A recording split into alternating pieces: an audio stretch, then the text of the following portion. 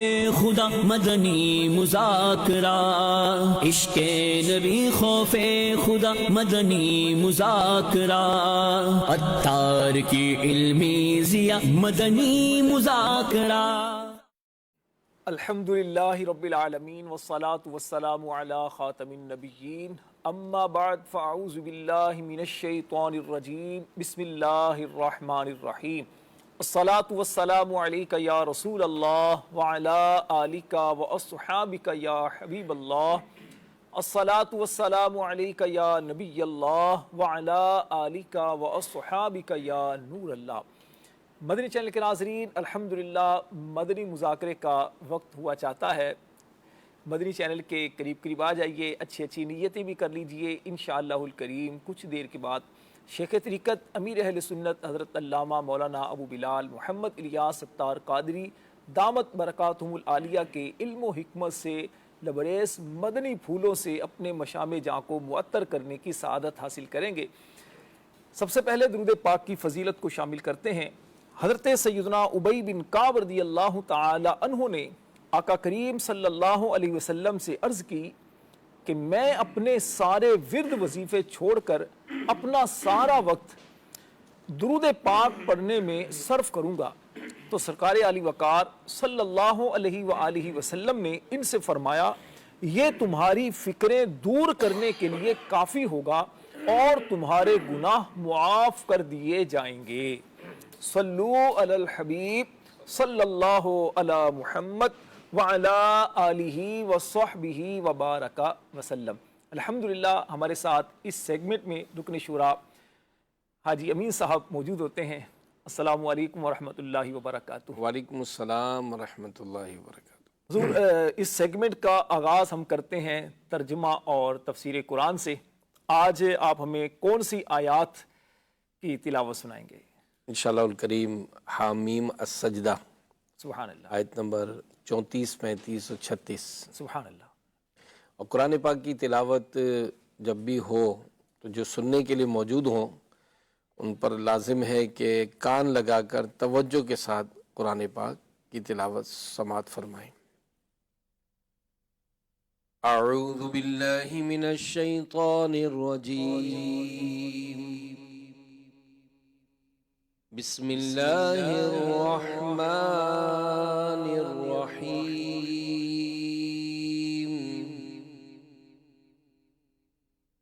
وَلَا تَسْتَوِي الْحَسَنَةُ وَلَا السَّيِّئَةُ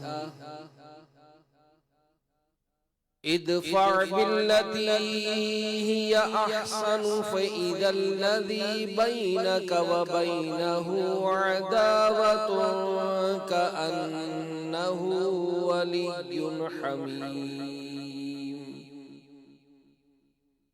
وَمَا يُلَقَّاهَا إِلَّا الَّذِينَ صَبَرُوا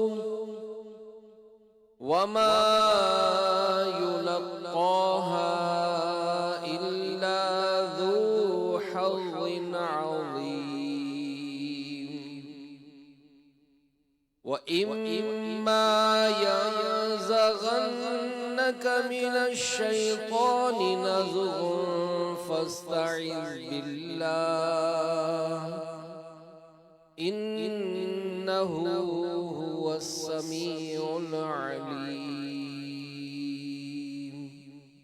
صدق اللہ العظیم۔ سبحان اللہ، سبحان اللہ۔ سورہ حامیم السجدہ کی آیت نمبر 34 میں اللہ پاک ارشاد فرماتا ہے، وَلَا تَسْتَوِي الْحَسَنَةُ وَلَا السَّيِّئَةُ، اور اچھائی اور برائی برابر نہیں ہو سکتی۔ تفسیر صراط الجنان۔ اس آیت کا ایک معنی یہ ہے کہ نیکی اور گناہ برابر نہیں، بلکہ نیکی خیر ہے اور گناہ شر، اور خیر اور شر برابر نہیں ہو سکتے۔ دوسرا معنی یہ ہے کہ نیکیوں کے مراتب برابر نہیں، بلکہ بعض نیکیاں دوسری نیکیوں سے اعلیٰ ہیں۔ اسی طرح گناہوں کے مراتب برابر نہیں، بلکہ بعض گناہ دوسرے گناہوں سے بڑے ہیں۔ تو لوگوں میں بڑے مرتبے والا وہ ہے جو بڑی بڑی نیکیاں کرتا ہے، اور بدتر مرتبے والا وہ ہے جو بڑے بڑے گناہ کرتا ہے۔ ادفع باللتی ہی احسن، برائی کو بھلائی کے ساتھ دور کر دو۔ تفسیر صراط الجنان، ارشاد فرمایا کہ تم برائی کو بھلائی کے ساتھ دور کر دو، مثلا غصے کو صبر سے، لوگوں کی جہالت کو حلم سے، اور بدسلوکی کو عفو درگزر سے، کہ اگر تیرے ساتھ کوئی برائی کرے تو اسے معاف کر دے، تو اس خصلت کا نتیجہ یہ ہوگا کہ دشمن دوستوں کی طرح تجھ سے محبت کرنے لگیں گے۔ شان نزول، کہا گیا ہے کہ یہ آیت ابو سفیان کے بارے میں نازل ہوئی کہ ان کی شدید عداوت کے باوجود نبی کریم صلی اللہ علیہ وآلہ وسلم نے ان کے ساتھ نیک سلوک کیا اور ان کی صاحبزادی کو اپنی زوجیت کا شرف عطا فرمایا۔ تو اس کا نتیجہ یہ ہوا کہ ابو سفیان تاجدار رسالت صلی اللہ علیہ وآلہ وسلم سے سچے محبت کرنے والے اور آپ کے جانثار صحابی بن گئے۔ اس آیت سے معلوم ہوا کہ دین اسلام میں مسلمانوں کو اخلاقیات کی انتہائی اعلیٰ، جامع اور شاہکار تعلیم دی گئی ہے کہ برائی کو بھلائی سے ٹال دو، جیسے کسی کی طرف سے تکلیف پہنچے تو اس پر صبر کرو، کوئی جہالت اور بے وقوفی کا برتاؤ کرے تو اس پر حلم اور بردباری کا مظاہرہ کرو، اور اپنے ساتھ بدسلوکی ہونے پر عفو درگزر سے کام لو۔ آیت نمبر 35، وَمَا يُلَقَّاهَا إِلَّا الَّذِينَ صَبَرُوا، اور یہ دولت صبر کرنے والوں کو ہی ملتی ہے۔ وَمَا يُلَقَّاهَا إِلَّا ذُو حَظٍّ عَظِيمٍ، اور یہ دولت بڑے نصیب والوں کو ہی ملتی ہے۔ تفسیر صراط الجنان، یعنی برائیوں کو بھلائی سے ٹال دینے جیسی عظیم خصلت کی دولت ان لوگوں کو ہی ملتی ہے جو تکلیفوں اور مصیبتوں وغیرہ پر صبر کرتے ہیں، اور یہ دولت اسے ہی ملتی ہے جو بڑے نصیب والا ہے۔ اس آیت سے معلوم ہوا کہ اچھے اخلاق والا ہونا اللہ تعالیٰ کی بہت بڑی نعمت ہے، اس لیے ہر ایک کو چاہیے کہ وہ اچھے اخلاق اپنانے کی کوشش کرے۔ آیت نمبر 36، وَإِمَّا يَنزَغَنَّكَ مِنَ الشَّيْطَانِ نَزْغٌ فَاسْتَعِذْ بِاللَّهِ، اور اگر تجھے شیطان کی طرف سے کوئی وسوسہ آئے تو اللہ کی پناہ مانگو۔ إِنَّهُ هُوَ السَّمِيعُ الْعَلِيمُ، بے شک وہی سننے والا جاننے والا ہے۔ تفسیر صراط الجنان، یعنی اے انسان، اگر شیطان تجھے برائیوں پر ابھارے اور اس نیک خصلت سے اور اس کے علاوہ اور نیکیوں سے منحرف کرنے کی کوشش کرے تو اس کے شر سے اللہ تعالیٰ کی پناہ مانگ اور اپنی نیکیوں پر قائم رہ اور شیطان کی راہ اختیار نہ کر، اللہ تعالیٰ تیری مدد فرمائے گا۔ بے شک وہی تمہارے پناہ طلب کرنے کو سننے والا اور تمہارے احوال کو جاننے والا ہے۔ اللہ کریم نور قرآن سے ہمارے سینوں کو روشن فرمائے۔ مدنی چینل کے ناظرین، کسی ایک ٹاپک پر رکن شورا سے ہم گفتگو کا آغاز کرتے ہیں۔ حضور، آج جس موضوع کو لے کر ہم چلیں گے وہ یہ ہے کہ لوگوں میں ایک بات مشہور ہے کہ جو اچھائی کرتا ہے تو اس کے ساتھ اچھائی ہوتی ہے، جو برائی کرتا ہے اس کے ساتھ برائی ہوتی ہے۔ عمومی طور پر ایسا دیکھنے میں آتا ہے، لیکن کیا واقعی ایسا ہی ہوتا ہے؟ حقیقتاً ہر مرتبہ ہی ایسا ہی ہوتا ہے کہ ہم اچھائی کرتے رہیں تو ہمارے ساتھ اچھائی ہی ہوتی رہے گی، یا کبھی انسان کو آزمایا بھی جاتا ہے، انسان کے ساتھ اس طرح کا برتاؤ بھی آ جاتا ہے؟ صاحب نے کیا فرمائیں گے؟ ایک بڑا خوبصورت جملہ کہیں پڑھا تھا کہ عام انسان جو ہے وہ رد عمل دیتا ہے۔ ٹھیک، عام انسان رد عمل دیتا ہے، با اخلاق انسان کردار دکھاتا ہے۔ واہ کیا بات ہے! یعنی یہ حقیقت ہے کہ جو ایکشن کا ری ایکشن ہوتا ہے، جی، بٹ یہاں ایکشن کرنے والا ظاہر ہے وہ بھی سوچے کہ اس کا جو انداز اور اخلاق جو ہے وہ کیا ہے، اور اس پر جو ری ایکشن کرنے والا ہے وہ بھی اپنے معاملے کو دیکھے کہ دین اسلام، کیونکہ اگر وہ مسلمان ہے تو ظاہر دین اسلام کی جو ہمیں تربیت ہے، اور جس طرح آپ نے بھی قرآن پاک کی جو آیات تلاوت کی ہیں اس میں بھی بڑی زبردست رہنمائی ہے. اور ایک جگہ ایک بڑا خوبصورت واقعہ میں نے پڑھا تھا کہ عرب کا جو پرانا دور تھا تو اس میں لوگوں کا سفر جانوروں پر ہی ہوتا تھا، پیدل ہوتا تھا، گاڑی اس طرح جو گاڑیاں ہوتی تھی جانور لگی ہوئی. تو ایک قافلہ عرب میں جو ہے وہ سفر پر تھا، بچے بھی تھے، بوڑھے بھی تھے، عورتیں بھی تھیں، مرد بھی تھے. تو قافلہ سفر پر روانہ تھا. اور پرانے دور میں یہ عرب کے ڈاکو بھی بڑے مشہور تھے جو گھات لگا کر بیٹھتے تھے اور اس طرح راہ گزرنے والوں کو لوٹ لیا کرتے تھے. تو خیر یہ جب ان کے علاقے سے گزرنے لگے، ڈاکوؤں کے علاقے سے، تو انہوں نے اچانک گھیراؤ کر لیا اور ان کو لوٹ مار کی. اچھا جب لوٹ مار کی تو انہوں نے تو خیر بچے بھی تھے، عورتیں بھی تھیں، تو زیادہ مزاحمت تو نہیں ہوئی، لیکن جاتے جاتے بھی مزاحمت کے ڈر سے انہوں نے ان قافلے والوں کے 2 نہتے مردوں کو بھی شہید کر دیا، مار دیا ان کو. اب یہ جو قافلہ لٹا کر جب چلا تو نہ کسی نے داد رسی کی، نہ کوئی ہمدردی کا اظہار کیا. بہرحال یہ لٹا کر یہ آگے چلے گئے. تو کئی دن کا سفر کرنے کے بعد وہ ظاہر اپنے علاقے میں قریب ہی پہنچ گئے تھے. تو وہ ایک جگہ پڑاؤ ڈالا تھا اور ان کی جو عورتیں تھیں وہ کھانا پکانے میں مصروف ہو گئی، اور مرد جو تھے وہ لکڑیاں اور دیگر ضرورت کا جو سامان تھا وہ جمع کر رہے تھے. اب رات کا اندھیرا تھا تو روشنی دور سے نظر آتی ہے. تو کچھ گھڑ سوار جو تھے وہ دور سے کہیں گزر رہے تھے. انہوں نے جب اس طرح سے آگ جلتی دیکھی تو یہ قریب آئے اور دیکھا کہ عورتیں اور اس طرح کے لوگ ہیں. تو جو بڑا سپہ سالار تھا وہ اس قافلے کے بڑے کے پاس آیا اور کہا کہ ہم مسافر ہیں اور ہمیں سخت بھوک لگی ہے، آپ لوگوں کے پاس کچھ کھانا ہو تو ہمیں کھلا دو نا. تو سالار بڑا جو خوش اخلاق تھا اس نے فوراً اپنے جو مرد تھے ان کو کہا بھئی یہ مہمان آئے، فوراً دسترخوان بچھاؤ. عورتوں کو کہا کہ بھائی پکاؤ.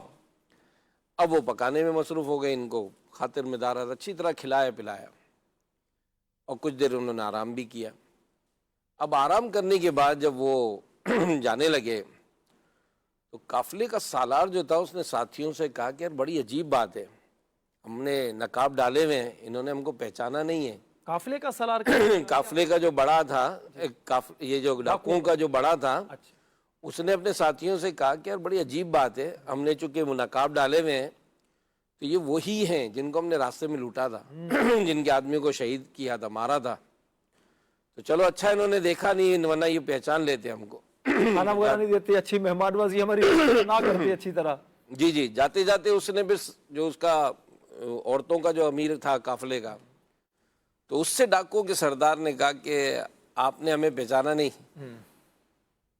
تو جو سالار تھا قافلے کا وہ مسکرانے لگا اور کہا کہ رات کا اندھیرا ہے، تم لوگوں نے اگرچہ نقاب ڈالے ہوئے ہیں لیکن میں نے تمہیں پہچان لیا ہے. تم وہی ہو نا جنہوں نے ہمارے قافلے کو لوٹا تھا، ہمارے 2 آدمیوں کو مارا تھا، اور اس میں میرا ایک سگا بھائی بھی تھا. تو اب وہ ڈاکو جو تھا وہ بڑا حیران ہو گیا اور اس نے کہا کہ بڑی عجیب بات ہے کہ تم نے ہمیں پہچان لیا پھر بھی تم نے ہماری اتنی خاطر و مدارت کی، اس کی کیا وجہ ہے؟ تو اس نے بڑا خوبصورت جواب دیا. اس نے کہا یہ تو اپنے اپنے نصیب کی بات ہے، یہ تو اپنے اپنے نصیب کی بات ہے. اس دن ہم لوگ آپ کے مہمان تھے تو آپ نے ہمارے ساتھ یہ سلوک کیا تھا. آج آپ ہمارے مہمان ہیں تو جو ہم سے ہو سکا وہ ہم نے کیا ہے. اللہ تو سب دیکھ رہا ہے، وہی اس کا اجر دے گا.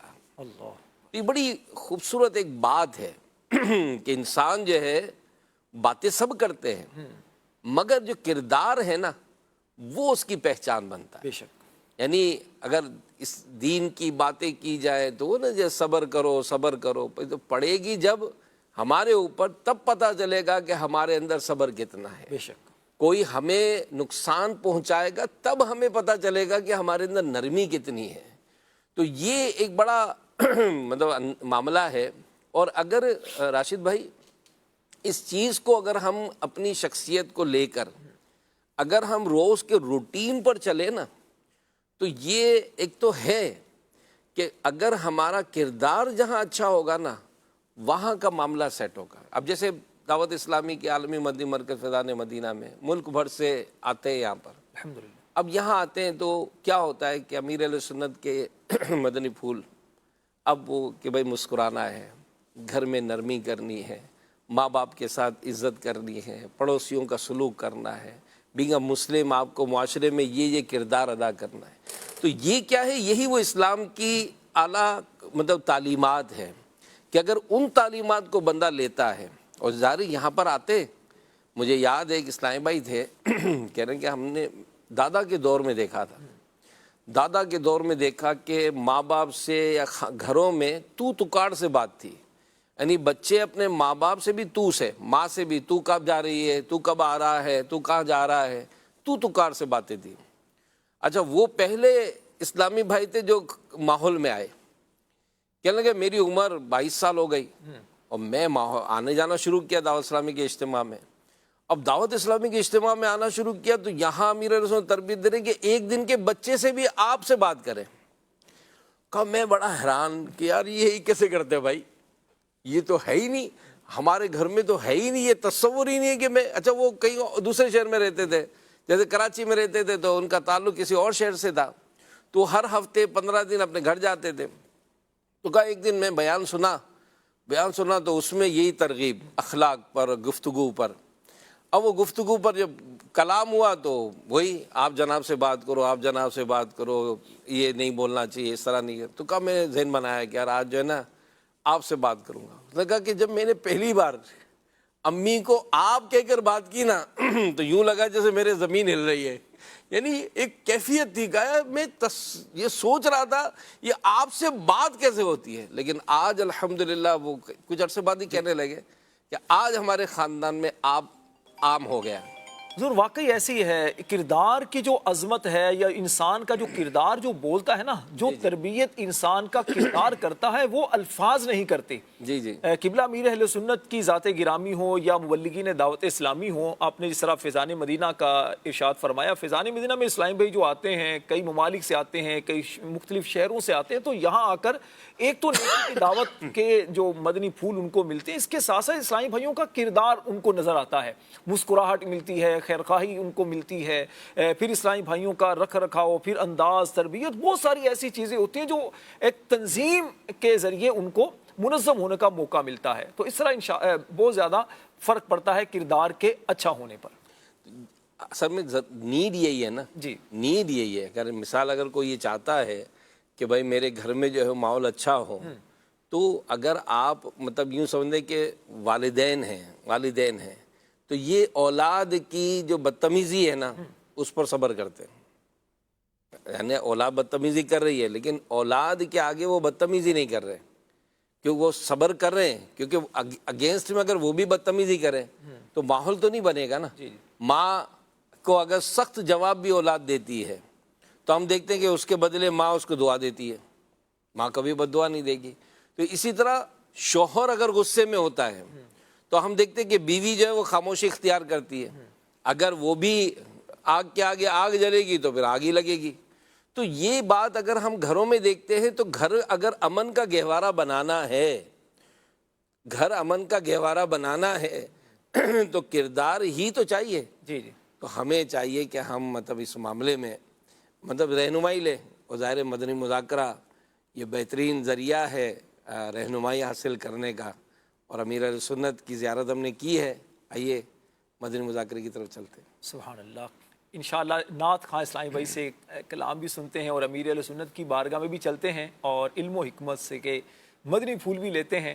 نیت کریں انشاءاللہ الکریم مکمل مدنی مذاکرہ دیکھیں گے بھی اور اس کی دعوت بھی دیں گے. صلو علی الحبیب صلی اللہ علی محمد وعلی آلہ وصحبہ وبارک وسلم. صلی علی نبینا صلی علی نبینا صلی علی محمد پڑھیے صلی علی کریمنا صلی علی محمد کرم